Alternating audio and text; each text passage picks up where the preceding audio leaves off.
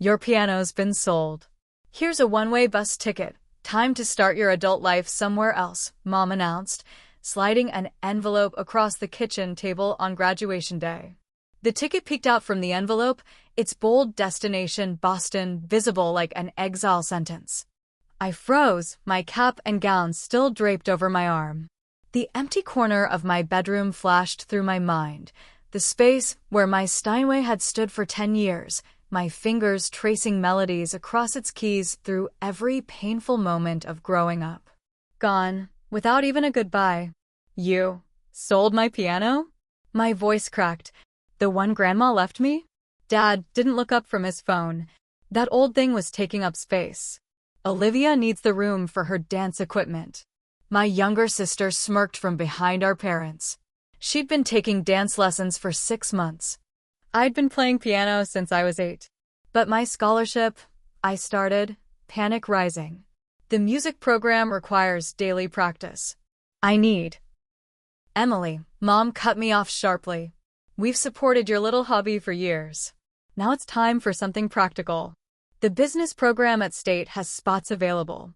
I opened the envelope with trembling fingers. Inside was a one-way bus ticket to Boston and $500 cash. My entire life reduced to paper and currency. We expect gratitude. Dad finally looked up.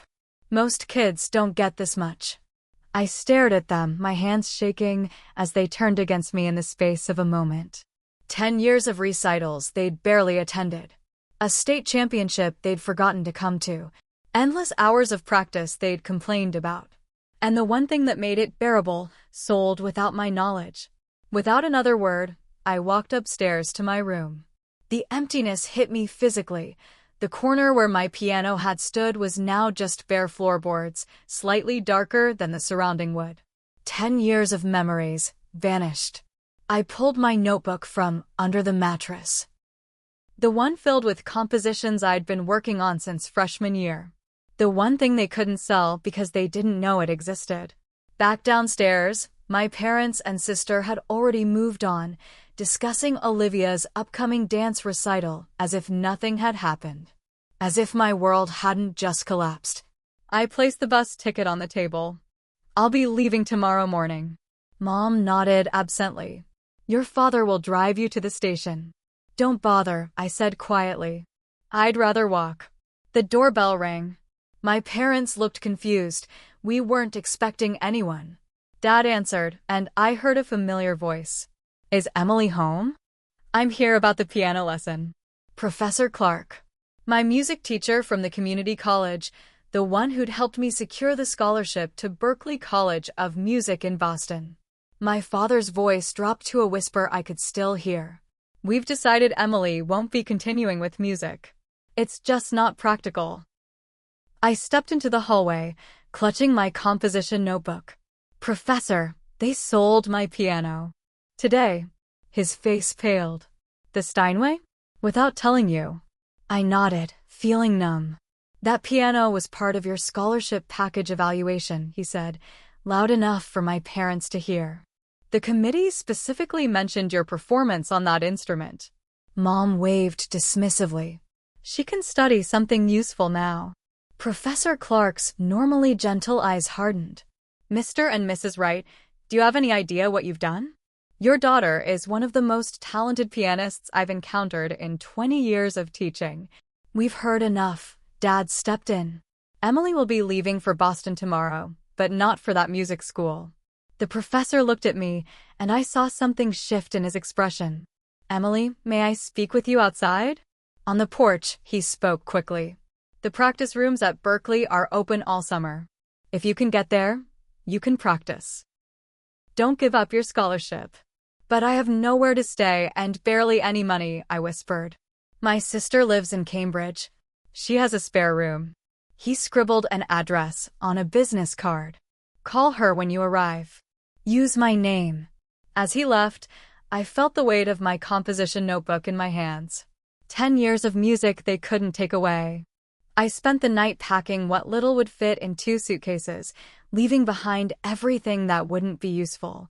As I worked, I heard my parents discussing how reasonable they'd been, giving me money and transportation instead of just kicking me out like their friends had done with their son.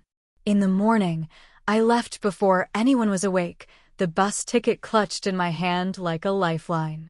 Dawn stretched pale fingers through my bedroom blinds as I finished packing. I hadn't slept. How could I, when the silence from my piano's corner screamed all night? I sat on my bare mattress, watching the sunrise.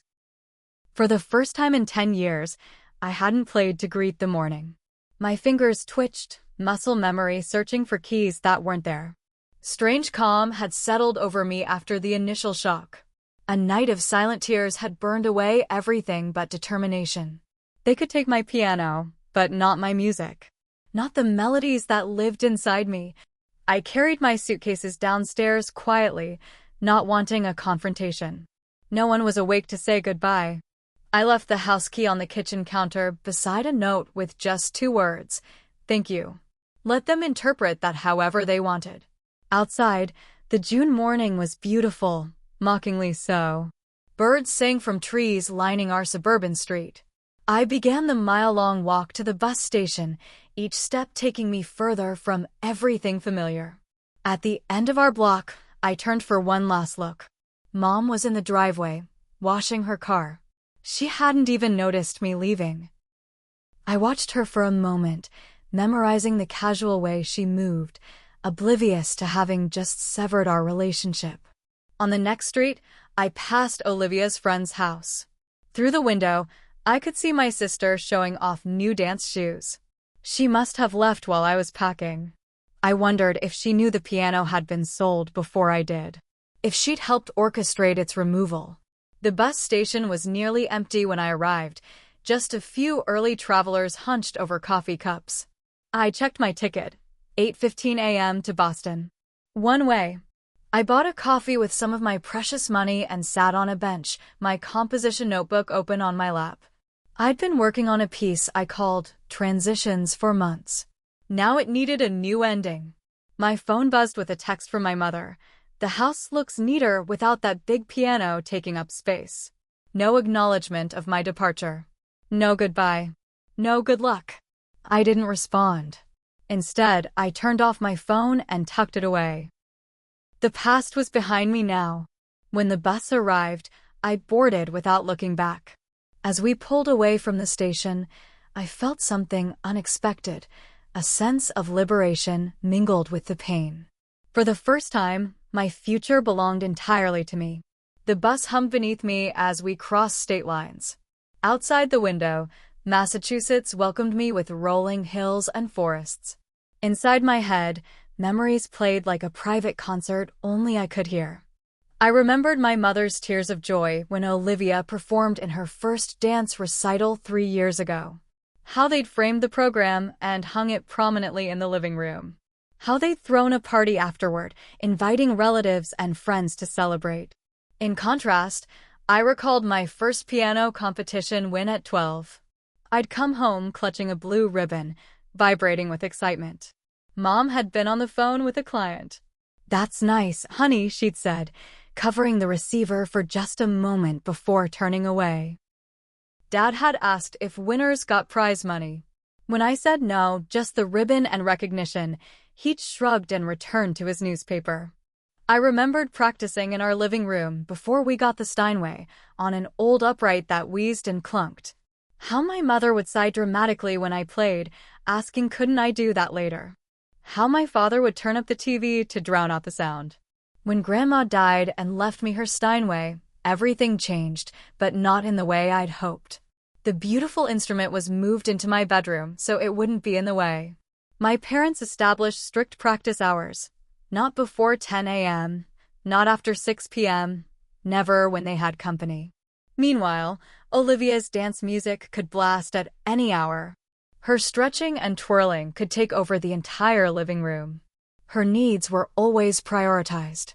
I became the ghost in our house, moving silently, practicing with headphones plugged into my digital keyboard when the piano wasn't allowed. Learning to read my parents' moods, to vanish when tensions rose, to need nothing and ask for nothing. There was the memory of my 16th birthday when I'd hoped for sheet music or piano books. Instead, I received practical gifts, clothes, a new backpack, school supplies. That same year, Olivia got a complete bedroom redecoration for turning 13, with professional dancers' posters and a ballet bar installed on one wall. I remembered crying silently into my pillow that night, wondering what I'd done wrong, why my passion was a hobby while hers was celebrated as a gift. Most painful was the memory of my scholarship announcement. The day the letter arrived from Berkeley, I'd run home from school, bursting to share the news. I'd found my parents in the kitchen, fawning over Olivia's acceptance to a 2-week summer dance intensive.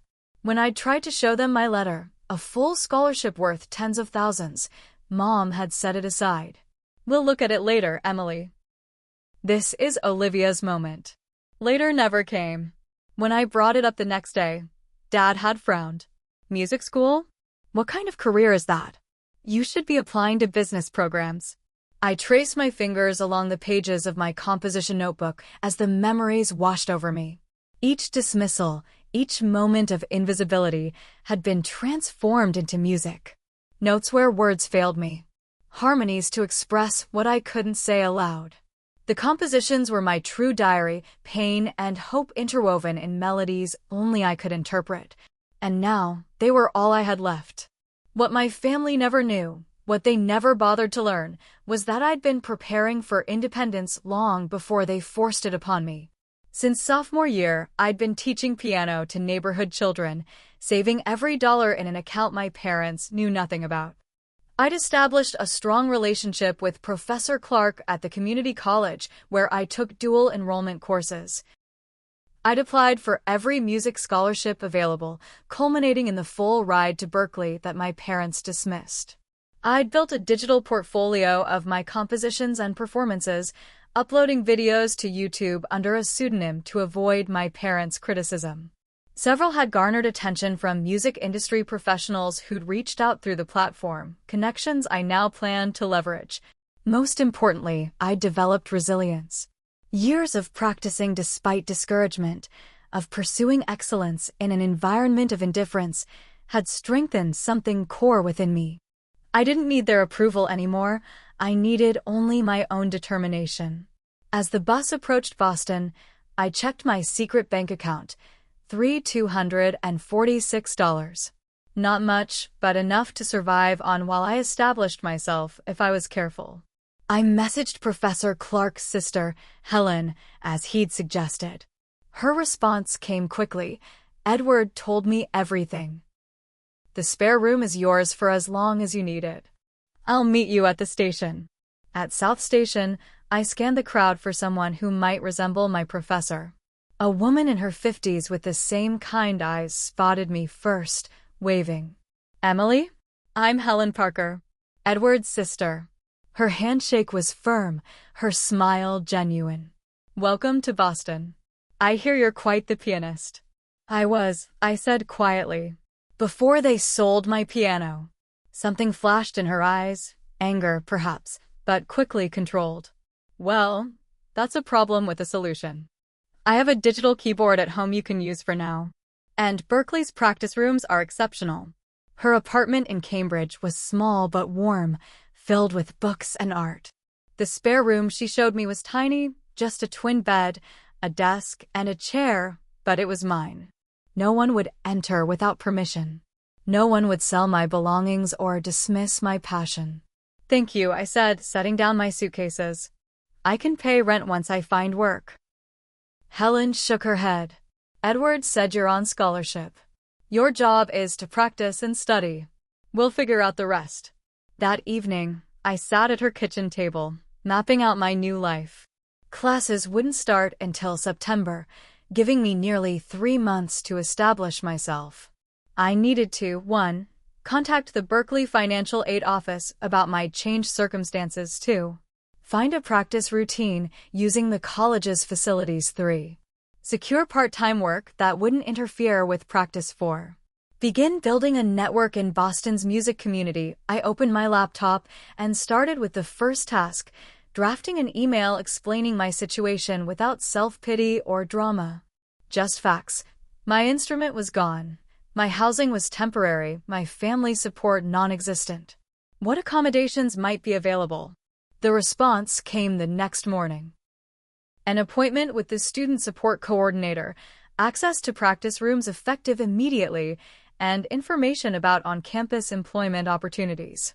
Helen's digital keyboard, while basic, allowed me to work on my compositions that night. The muscle memory remained, even if the touch and response were different. I played with headphones, still conditioned to believe my music bothered others. "You can play aloud," Helen said, poking her head in. "I love piano music." Such a simple statement. I love piano music. When had anyone in my family ever said anything like that? I removed the headphones and began to play, tentatively at first, then with growing confidence. My own composition, transitions, flowed from my fingers, evolving as I played, the new ending taking shape. Helen leaned against the doorframe, listening. When I finished, she didn't speak immediately. "That was beautiful," she said finally. "Is that published?" I shook my head. "It's just something I've been working on." "Well, it shouldn't stay hidden in that notebook. The world should hear it." For the first time since leaving home, I felt tears threaten.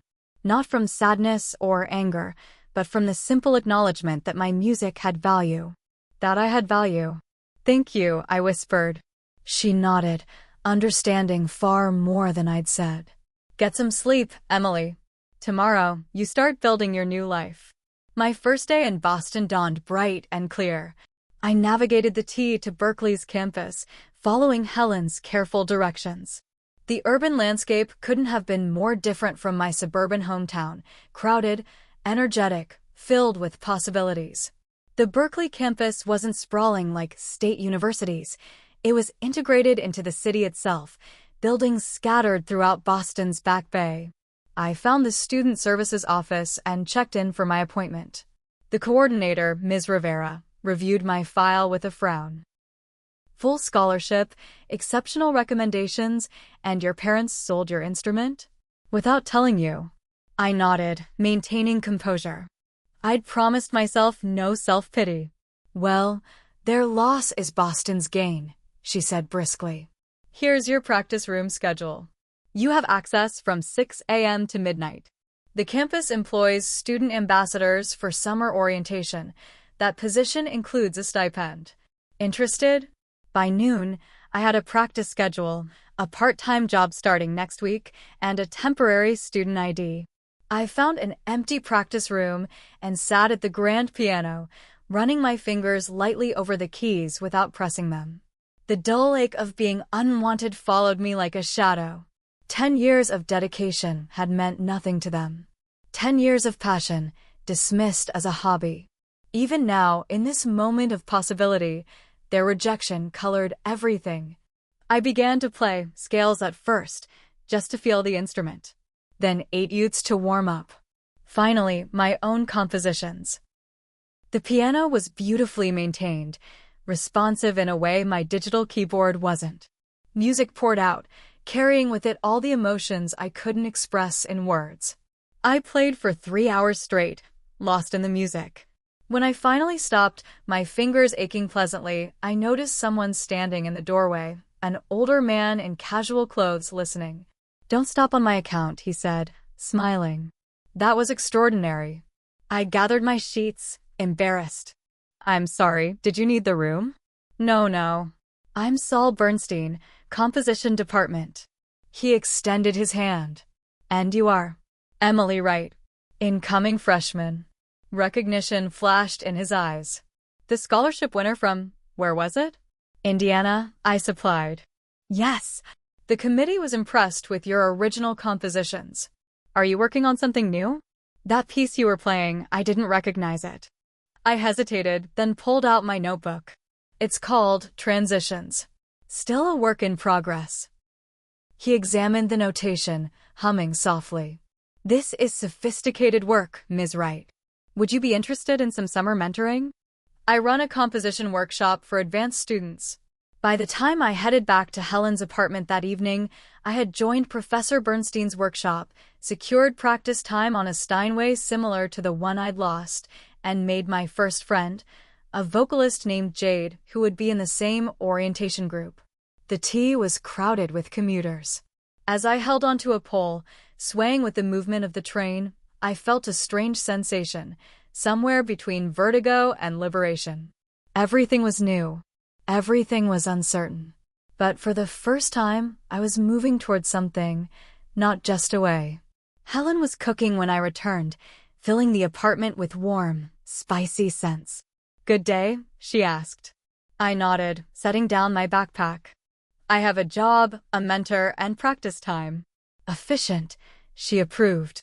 "Edward said you were resourceful." Over dinner, I told her about meeting Professor Bernstein, about the composition workshop, about the campus.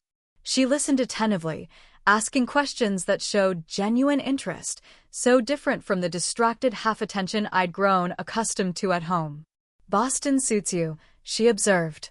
"You're already standing straighter." That night, I wrote in my composition notebook, working on the newest piece that had begun forming in my mind during the day. I called it Ghosts No More. Summer unfolded in a rhythm of practice, work, and mentorship. The orientation job was simple enough, leading campus tours, answering questions from nervous incoming students and their parents. The irony wasn't lost on me. I was the picture of collegiate confidence on the outside, while inside I still battled the uncertainty my parents had instilled. Professor Bernstein's composition workshop became the highlight of each week. 10 students gathered every Wednesday evening, sharing works in progress, giving and receiving critique. I was the youngest by several years, the only undergraduate among graduate students and working musicians. "Your technical foundation is excellent," Bernstein told me after our third session. "But there's a restraint in your compositions, a holding back. Music needs to breathe, to take risks." I nodded, understanding intellectually but unsure how to implement his advice. "What scares you, Emily?" he asked gently. "Being too loud," I admitted, the words slipping out before I could censor them. "Taking up too much space." His eyes softened with comprehension. "Ah, someone taught you to make yourself small." I looked away, uncomfortable with his perception. "Next week," he said, "bring something that scares you. Something that takes up space, unapologetically." That assignment terrified me. I spent days attempting to compose something bold, something demanding attention, but each attempt felt forced. How do you unlearn the habit of musical invisibility? The answer came unexpectedly. While practicing late one evening, alone in the building except for security, I began playing without sheet music or plan. Just improvising, letting my fingers find their own path. What emerged was raw, almost angry, a storm of notes that rose and fell in dramatic waves. I played until my fingers ached, until sweat dampened my shirt, until the piece found its natural conclusion. When I stopped, the silence felt electric. "Now that," came Bernstein's voice from the doorway, "is taking up space." I jumped, startled. "Professor, I didn't know you were here." I was locking up my office when I heard. He entered the room. "That's what I've been waiting for from you." "What was it?" "I don't know," I confessed. "Just feelings. The best compositions often are." He sat beside me on the bench. "Can you play it again?" "I'm not sure I can. It wasn't written down." "Try," he encouraged. "Not to recreate exactly, but to find that same place inside yourself."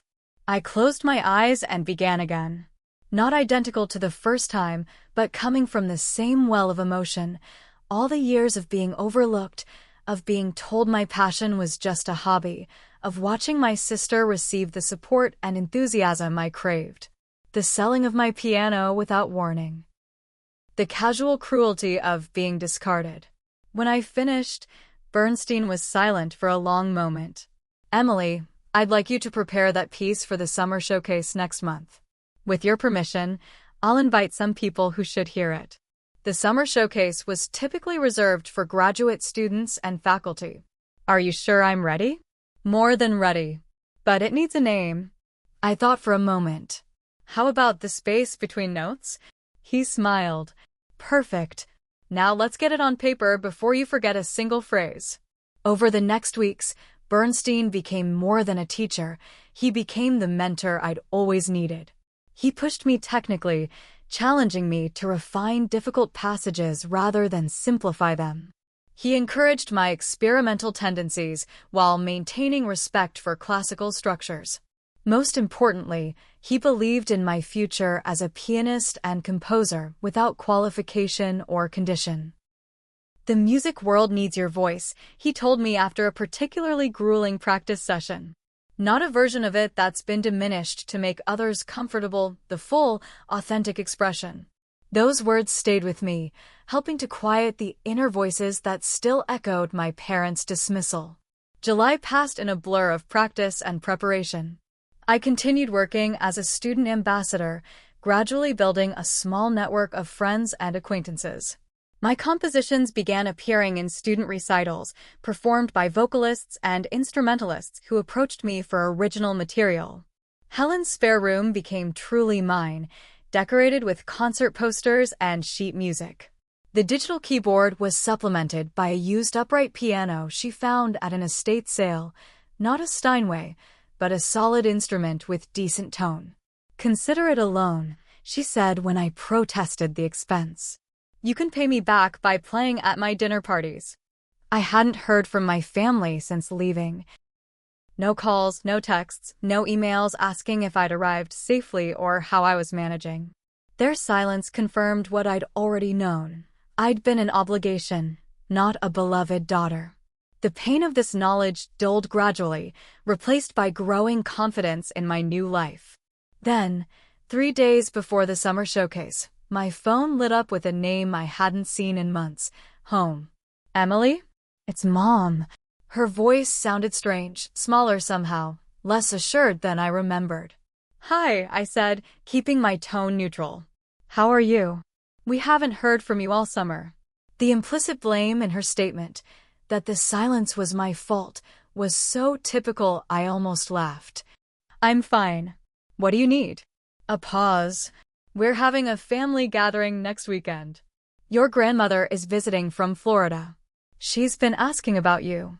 Grandma Jean, Mom's mother, not the grandmother who'd left me the piano. She'd always been kind to me, if somewhat distant. "I have commitments here," I said, which was true. The showcase was Friday, and I had orientation duties all weekend. "What kind of commitments? You can't be that busy during summer." I closed my eyes, counting silently to 5. "I have a job, Mom. And performances." "Performances?" She sounded genuinely surprised. "You found somewhere to play?" "I'm at Berkeley, remember? The music school you said wasn't practical." Another pause.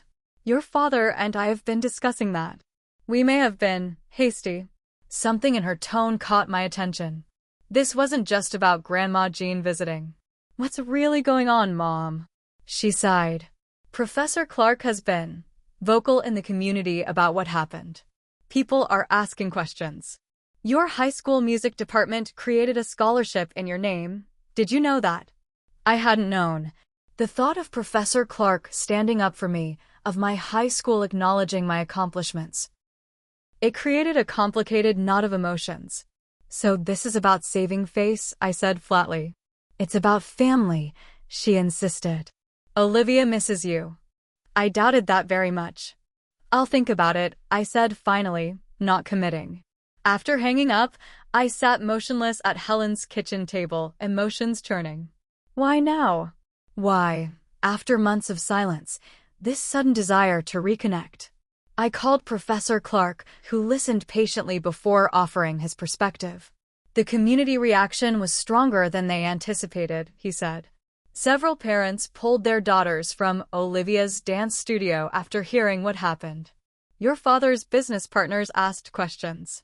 So it's all about appearances. For them, perhaps. But this is also an opportunity, Emily. A chance to return on your own terms, as the musician you're becoming. You don't need their approval anymore, but there can be power in claiming your space in their presence." That evening, I discussed the invitation with Helen and Bernstein, who'd come for dinner. "You don't owe them anything," Helen said firmly. "But closure might be valuable," Bernstein countered. Not for them, for you. I fingered the bus ticket I still kept in my wallet, the one-way symbol of their rejection that I'd transformed into a talisman of independence. If I go, I said slowly, it would be after the showcase. And I'd need to return for the start of orientation week. I could drive you, Helen offered. It's not that far, and I've been wanting to visit Edward anyway. A plan formed. I would go home, not as the discarded daughter seeking reconciliation, but as the musician I was becoming. I would look them in the eye, let them see my transformation, and then return to my real life in Boston.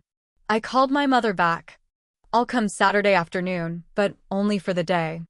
I have to be back in Boston Sunday evening. You're not staying overnight? She sounded disappointed. No. I have my own place now. After confirming details, I turned my focus back to the showcase preparation. The space between notes had evolved into a 12-minute piece for solo piano, complex, emotionally raw, and technically demanding. Bernstein had helped me refine it without diluting its power. Who will be attending? I asked during our final rehearsal. Faculty, students, some industry people, he said casually. A few record label representatives, a music supervisor from New York who selects pieces for film and television, the usual crowd. My heart raced. You didn't mention record labels before. He smiled. Would you have played differently if I had? Better to know now than before the actual performance. The night of the showcase arrived. I wore a simple black dress Helen had helped me select, my hair pulled back neatly. The program listed 10 performers, 8 graduate students, 1 faculty member, and me. From backstage, I watched the audience file in. Sophisticated Bostonians in summer attire, students in more casual clothes, faculty members I recognized. Bernstein nodded to me from the front row, where he sat beside several people I didn't know. When my turn came, I walked to the Steinway with measured steps, focusing on my breathing. I sat, adjusted the bench, and placed my hands on the keys. In that moment of silence before the first note, I thought of my empty bedroom corner, of the space where my piano had stood, of all the times my music had been diminished, ignored, or silenced. Then I began to play. Helen's car glided along the interstate, air conditioning keeping the August heat at bay. In the passenger seat, I watched familiar landmarks appear, first the state welcome sign, then the rolling farmland of my childhood. You're quiet, Helen observed. Just processing, I replied. Last night was overwhelming. The showcase had exceeded all expectations. My performance had received a standing ovation, led by Bernstein himself. Afterward, there had been a reception where I'd been approached by several of his usual crowd, including a music publisher interested in my compositions and a producer who wanted to discuss recording possibilities.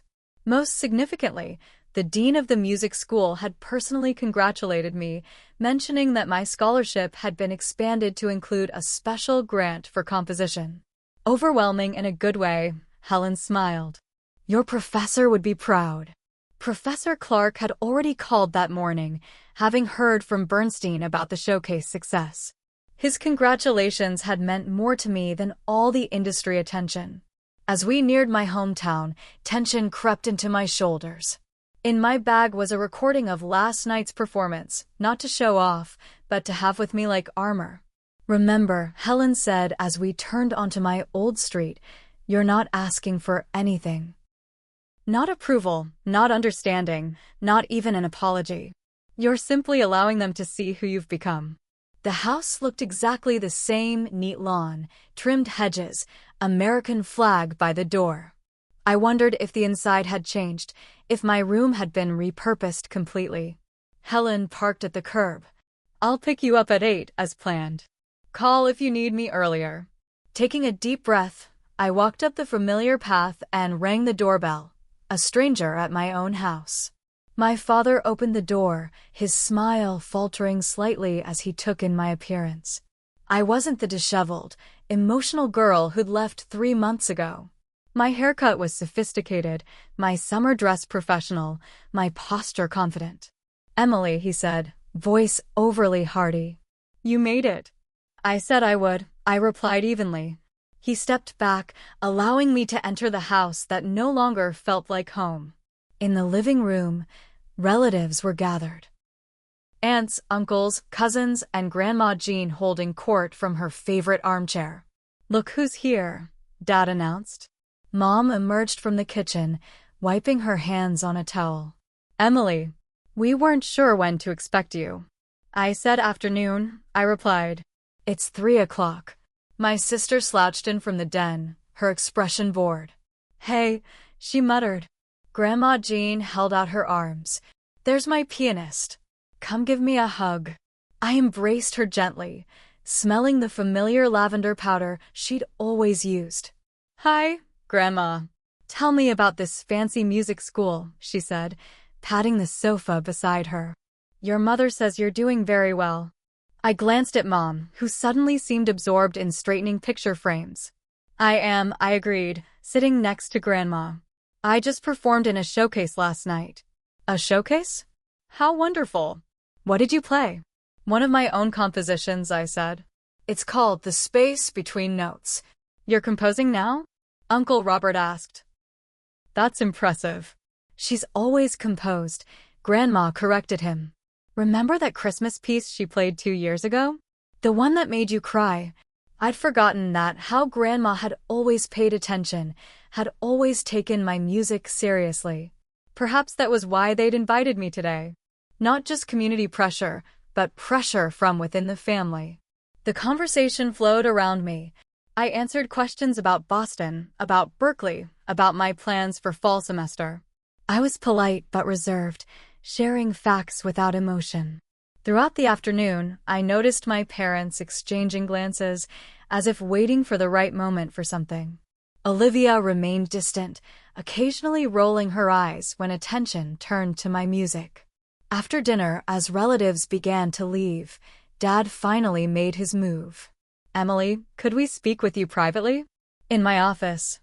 I followed my parents down the hallway, that old familiar anxious flutter returning briefly before I quieted it. I was not the same person they had dismissed. I was not seeking their approval. Dad's office was unchanged, leather furniture, dark wood, family photos on the walls. I noticed there were none of me past middle school. We've been thinking, Mom began, perching on the edge of the desk. Your professor, Clark, has made some compelling arguments about your musical future. And the community response has been significant, Dad added. People value the arts more than we appreciated. I waited, saying nothing. We found a baby grand, Mom continued. Not as nice as your old piano, but solid. We could set it up in the living room, where there's more space. For when you visit, Dad clarified. During breaks and holidays. I looked between them, understanding dawning. This wasn't an apology. This was damage control, for their reputation, for their relationship with the extended family. Thank you for the offer, I said carefully. But I have access to practice facilities at school. But during summer break, Mom started.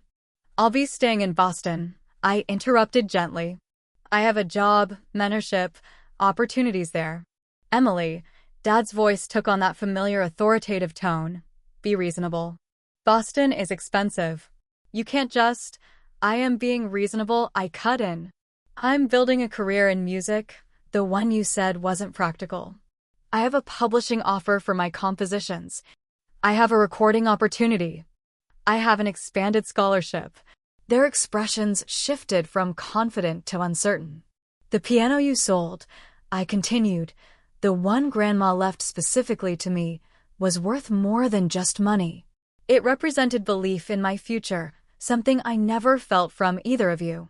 Mom's face flushed. That's not fair, Emily. We supported your playing for years. You tolerated it, I corrected her. There's a difference. We paid for lessons, Dad countered. We drove you to recitals. When it didn't conflict with Olivia's schedule, I said quietly, did you know I took the bus to the state championship? The one I won? Professor Clark drove me home because you had Olivia's dance showcase that day. They exchanged uncomfortable glances. We may have made some mistakes, Mom admitted reluctantly. but we're trying to make it right now. I reached into my bag and pulled out the USB drive containing my showcase recording. I placed it on Dad's desk. This is my performance from last night. Listen to it if you want to understand who I am now. I'm not angry anymore. I'm grateful, actually. Dad frowned. Grateful? For what? For the bus ticket. For forcing me to leave. It was the push I needed to find people who actually value what I can do. I stood up. I should say goodbye to Grandma before Helen picks me up. Who's Helen? Mom asked. My roommate. Professor Clark's sister. You're living with strangers. Dad's voice rose slightly. I smiled. Not strangers anymore. Just my Boston family. I moved toward the door, then paused. I'll be home for Christmas break, not to stay, just to visit Grandma and Professor Clark. You're welcome to come hear me play at Berkeley's Winter Showcase if you'd like. I'll send the details. In the living room, Grandma Jean was the only one left, waiting patiently. Everything okay, sweetheart? She asked, seeing my face. I nodded, sitting beside her. Everything's fine. I'm just not moving back. She patted my hand. Good for you. Your grandfather, my Harold, he was a pianist too, you know. Never made a career of it, but he played every day of his life. Said it kept his soul alive. I hadn't known that. Another piece of family history they'd never shared. I have something for you, she continued, reaching into her purse. She pulled out a small velvet box. I was saving it for your graduation, but now seems right. Inside was a delicate gold treble clef pendant on a chain. It was his, she said. He wore it under his shirts every day. Said it kept the music close to his heart. Tears pricked my eyes as she fastened it around my neck. Thank you, I whispered. You play for joy, Emily, she said firmly. Not for anyone's approval. Remember that. When Helen's car pulled up at 8 o'clock, I was ready. My parents stood awkwardly in the doorway as I walked down the path, neither quite knowing what to say. Your room is still yours, Mom called suddenly. Whenever you want it. I turned and gave them a small, genuine smile. Thank you. I'll let you know when I'm coming for Christmas. As Helen drove away, I touched the treble clef at my throat and felt a strange sense of peace. I had faced my past without being consumed by it. I had stood my ground without anger. I had claimed my space. How was it? Helen asked. Clarifying, I replied. Like finishing a composition I've been struggling with. The fall semester began with intensity and purpose. My freshman classes, music theory, composition, piano performance, and liberal arts requirements were demanding but exhilarating. Bernstein's continued mentorship pushed me to develop my distinctive voice as a composer. The record label representative from the summer showcase followed up, discussing the possibility of recording an EP of original piano compositions. I moved into campus housing, though I still visited Helen regularly for Sunday dinners. My circle of friends expanded, other musicians who understood the language of notes and rhythms, who didn't question the hours of practice or the emotional investment in performance. October brought the first milestone, a faculty recital where 3 professors performed my newest composition, a trio for piano, cello, and violin titled Inheritance.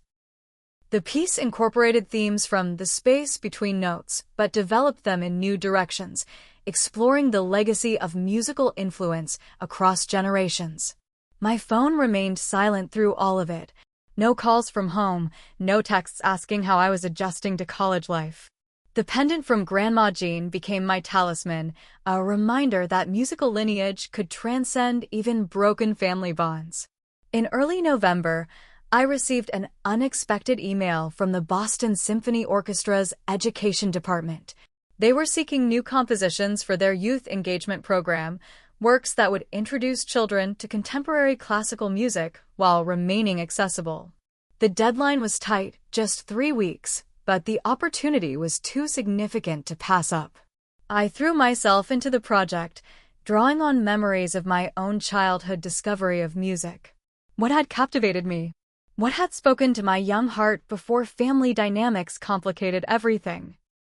The resulting piece, First Light, was a 10-minute work for chamber orchestra that traced the journey from darkness to dawn, simple themes that gradually intertwined into complex harmonies before resolving into a hopeful, expansive conclusion. I submitted it 2 days before the deadline, then tried to put it out of my mind as finals approached. The email came during finals week. My composition had been selected. It would be performed in January as part of the BSO's family concert series, with me introduced as the composer. Amid the excitement, I realized this milestone deserved to be shared.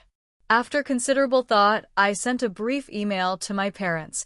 My composition, First Light, will be performed by the Boston Symphony Orchestra on January 18th at 2 p.m. Tickets available online if you're interested in attending. Hope all is well. Emily, no response came immediately, and I focused on completing my final exams and juries. The semester ended with recognition from the composition faculty, my name on the dean's list, and an invitation to participate in a special January workshop with visiting composers. As Christmas approached, I confirmed my brief visit home.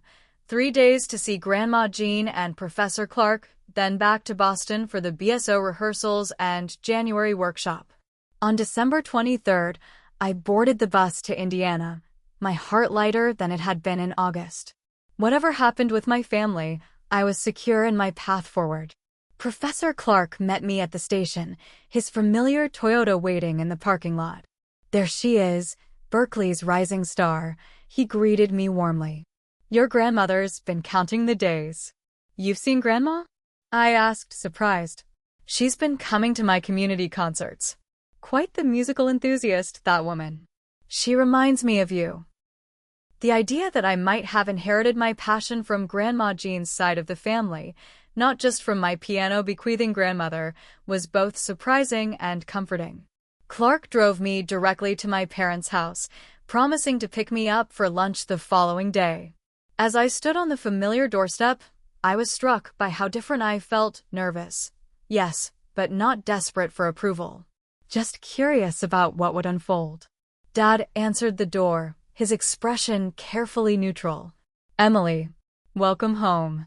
The house was decorated for Christmas, tree in the corner, garlands on the staircase, the familiar nativity scene on the mantel. Mom emerged from the kitchen wearing an apron, flour on her hands. You're early, she said. We thought the bus came at 4. It was on time for once, I replied, setting down my small suitcase.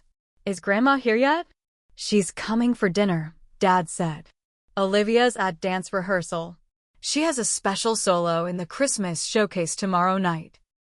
Something's never changed. I nodded, keeping my expression pleasant. That's great. I'm looking forward to seeing it. Mom's eyebrows rose slightly. You want to go to Olivia's dance recital? Of course, I said simply. She's my sister. An awkward silence fell. This new Emily, supportive of her sister, calm in her parents' presence, didn't fit their expectations. We saw your email, Dad finally said. About the symphony performance. Yes, it's quite an opportunity, I acknowledged. My first major commission. Commission?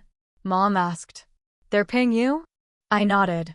Standard composer's fee, plus royalties if they include it in their educational recordings.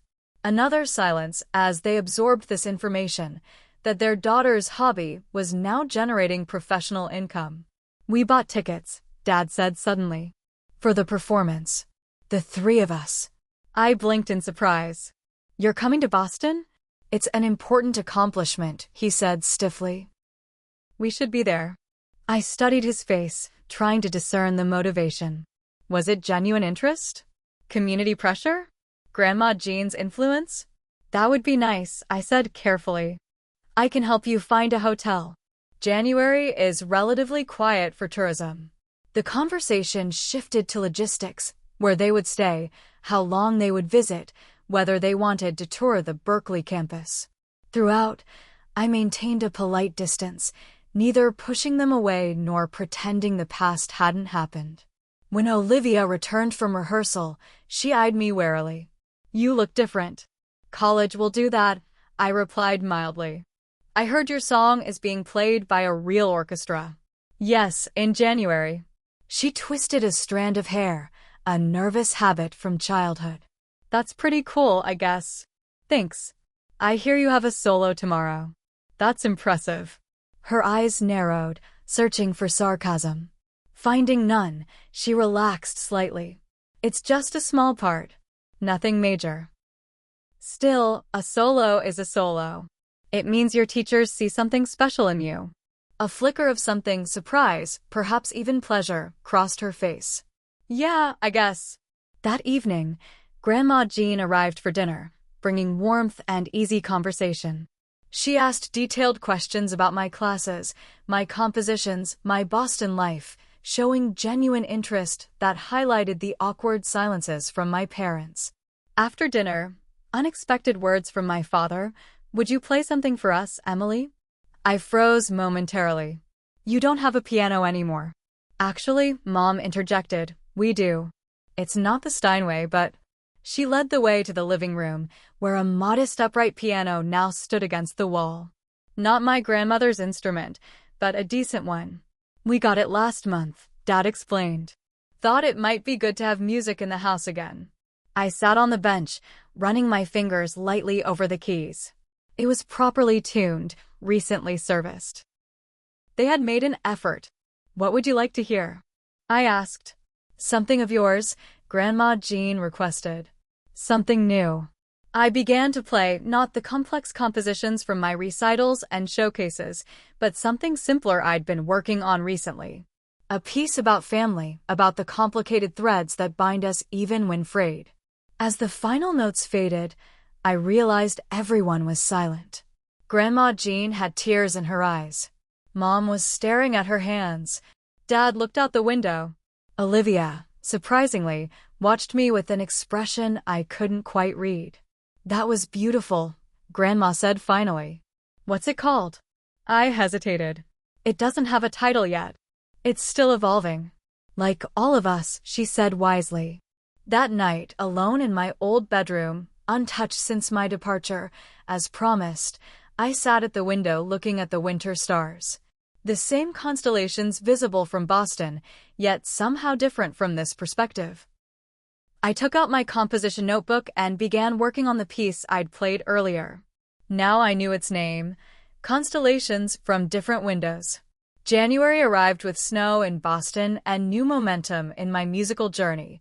The BSO rehearsals were intense, professional musicians interpreting my notations, the conductor suggesting subtle adjustments, the education director discussing how children might respond to different passages.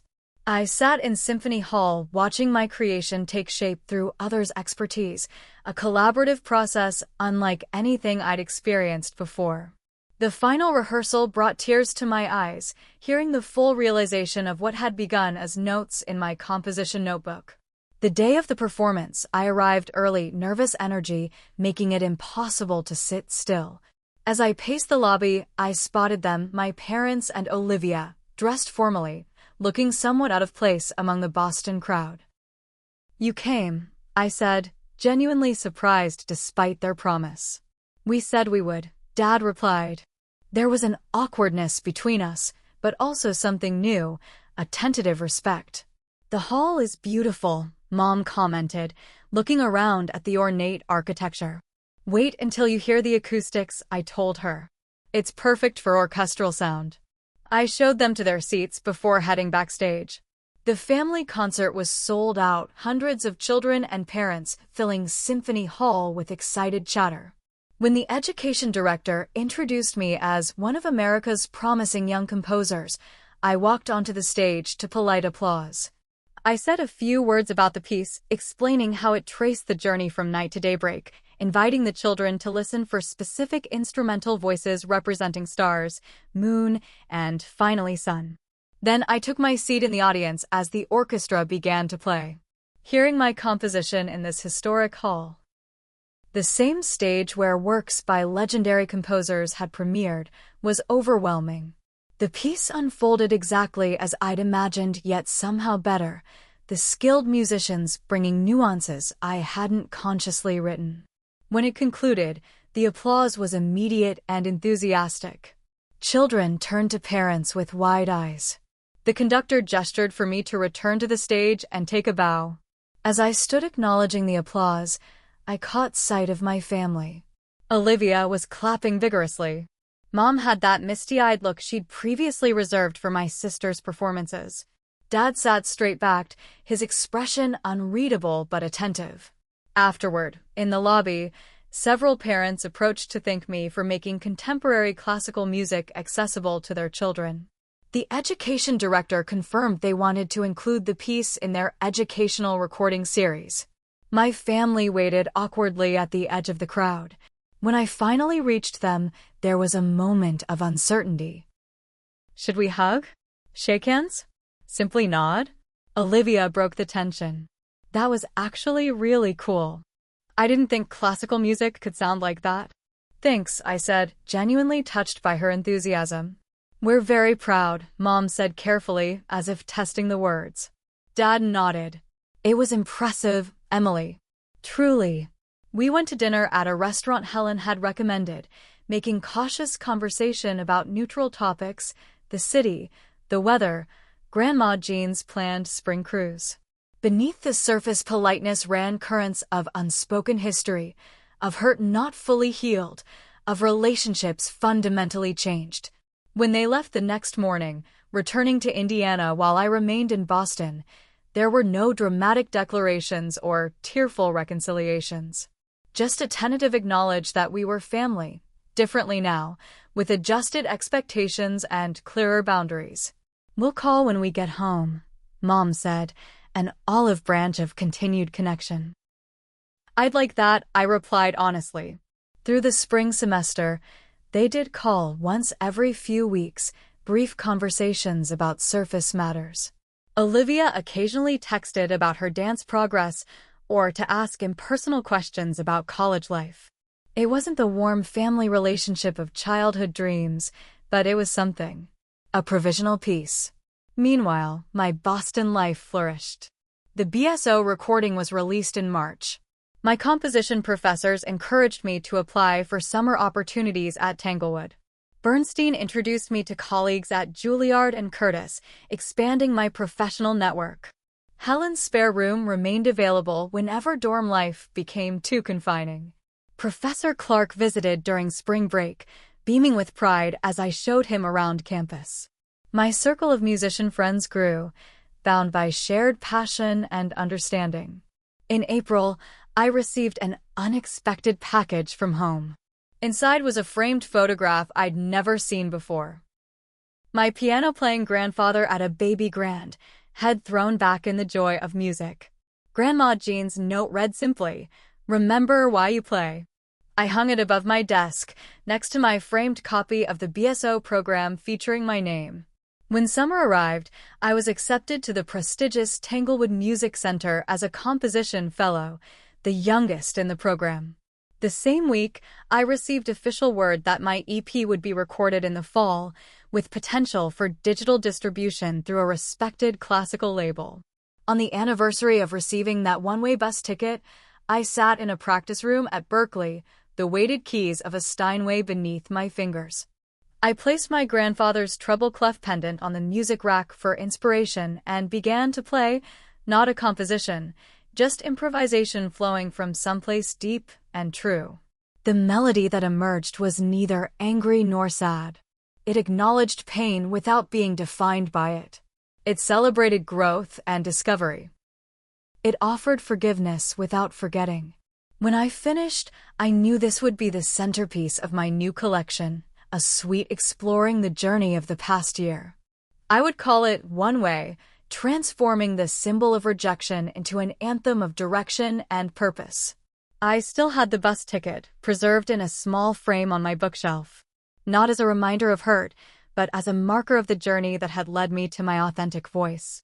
The piano they sold had indeed been precious, but what mattered more was the music that lived inside me, unable to be sold, unable to be silenced. Today, 3 years later, as I prepare for my graduation recital at Berkeley, I can look back with clear eyes. My relationship with my family has evolved into something new, not the unconditional celebration I once craved, but a respectful acknowledgement of the musician I've become. They attend major performances. They send cards on important dates. Olivia and I have discovered a cautious friendship based on mutual respect for each other's different paths. When people ask if I regret the painful break that launched my journey, I think of the compositions that have flowed from that experience. The musicians I've met. The mentors who've shaped my growth. The audiences who've connected with my music. The young woman who found her voice when forced to stand alone. My answer is always the same. Sometimes the most painful endings create the most beautiful beginnings. Sometimes being pushed away is the only way to find where you truly belong. For those facing similar crossroads, wondering if you should hold on to dreams others dismiss, let me offer what I've learned. The world needs your authentic voice. Not the version others are comfortable with, the full, uncompromised expression of your gift. Find those who recognize it. Create the family who supports it. Play your music without apology. And keep that one-way ticket, whatever form it takes. Not as a wound to revisit, but as a marker of the moment your true journey began. Let me know your thoughts in the comments below.